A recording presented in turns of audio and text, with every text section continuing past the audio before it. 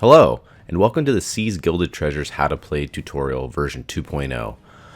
My name is Alex King, founder and main developer, here to give you a quick rundown and playthrough on how to start and play a basic game of Seas Gilded Treasures. Without going into too much, let's start with what you'll need to get the game started. You'll need a 60 card built deck that follows all legendary rules, the full size playmat, and dice ranging from 6-sided to 20-sided. Now that we know what you'll need, let's break down the three main types of cards. Let's start with Mercenaries. Mercenaries are the bread and butter of how to play Seas. Mercenaries currently have 5 core classes, which is indicated in the top left-hand corner of the card. Current classes are Warrior, Mage, Cleric, Hunter, and Assassin. Mercenaries have 3 actions that they inherently are able to do, which are Attack, Move, and Plunder. Mercenaries cannot do these actions when they are first put onto the field unless specified otherwise. On the top right-hand corner, you'll notice a number that represents the mercenary's health pool. During the game, if a mercenary's health makes it to 0, they are destroyed and removed from play. Next, we have the text bar, which will indicate if a mercenary has active or passive abilities. At the bottom of the card, we have 4 values with symbols. They will be different depending on class. To quickly break it down, the left side being certain types of attacks, the middle symbol, which is a chest representing the bounty cost, and boots, which represents their movement. We will get more into that information later. The way mercenaries act on the board state is like chess pieces.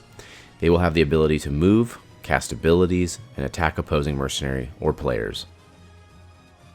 The entire goal of Seas is to reduce your opponent's war chest loot to 0. You do that by destroying other opposing mercenaries on the field. Or if you are lucky enough to have one of your mercenaries reach the opposing player's war chest zone, which is indicated in the gilded borders, you will have the opportunity to plunder your opponent's loot for the cost of your mercenary's bounty. Now that we understand mercenaries a bit, let's move on to treasure cards. Treasures are the second type of card in Seas and act like a resource or a buff to your mercenaries. Treasures, when in your war chest, act like a resource to pay for various things like ability cards or actives on your mercenaries. In addition of resource use, they will also act as buffs to increase or add certain values to your mercenaries. There are 3 types of treasures which are represented as a letter in the right hand corner. The 3 are Weapon, Equipment, and Relic. Each mercenary can only have one of each type equipped and must follow the treasure stipulation on each card. Now that we understand that, let's move on to ability cards. Ability cards do various effects during gameplay depending on the situation, and are able to be played by correlating the correct mercenary matching class symbol, which is indicated on the top left-hand corner. To play these cards, you have to pay their resource cost, which is indicated on the top left-hand corner. There are 3 types of ability cards: Event, Attack, and Instant. Event ability cards are played as static effects that stay out on the field. To have them stay out on the field, you must have at least one class mercenary correlating with that event. If there are no correlating mercenaries out, that event is removed from play. Attack ability cards are used as a replacement effect of normally attacking. Instead of normally attacking with your mercenaries, you may play this in place of the normal action. To do that, you must pay the resource cost during the attack phase. When the attack ability is successful, you'll play out those actions and effects that are written on the card. Instant ability cards can be played at any point during the game as long as you meet the resource cost and what the card requirements for it to be used properly.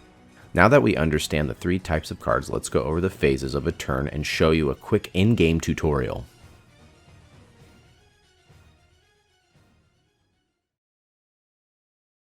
To start a game, the players shuffle their decks and decide whether to cut or tap the opponent's deck. Then both players roll a 20-sided die to see who goes first or second. Once a high roll is established and the decision on who is going first, both players draw 7 cards into their opening hand. If a player does not like their starting hand, they may shuffle their opening hand into their deck and draw 7 cards. Players may only mulligan once. If you are a player going first, there are some stipulations. That player may draw 1 card but skip the additional portion of their draw phase. I will now demonstrate how you conduct all phases, starting with the draw phase.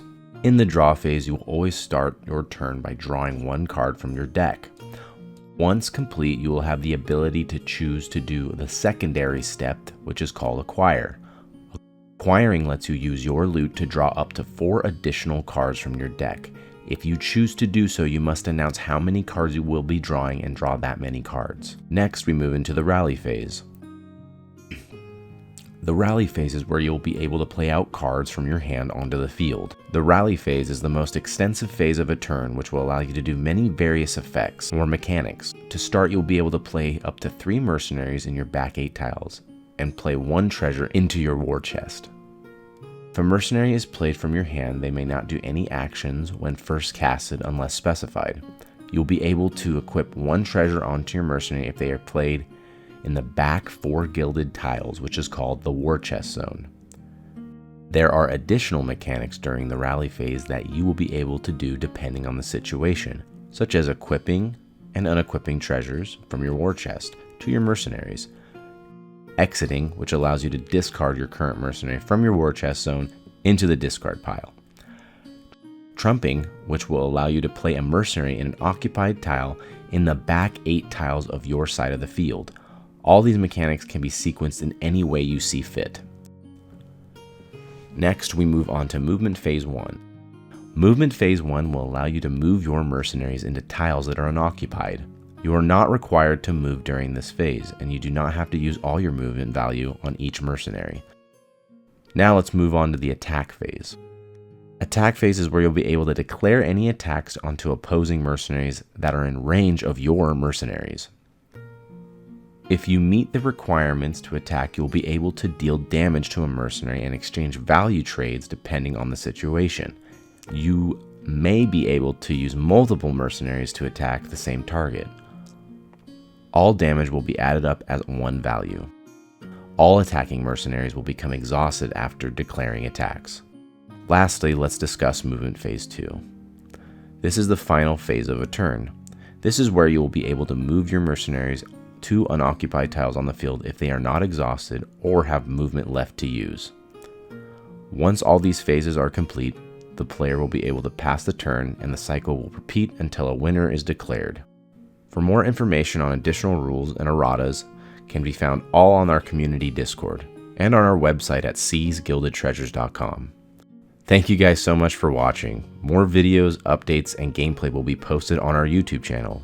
Keep your eyes on that horizon.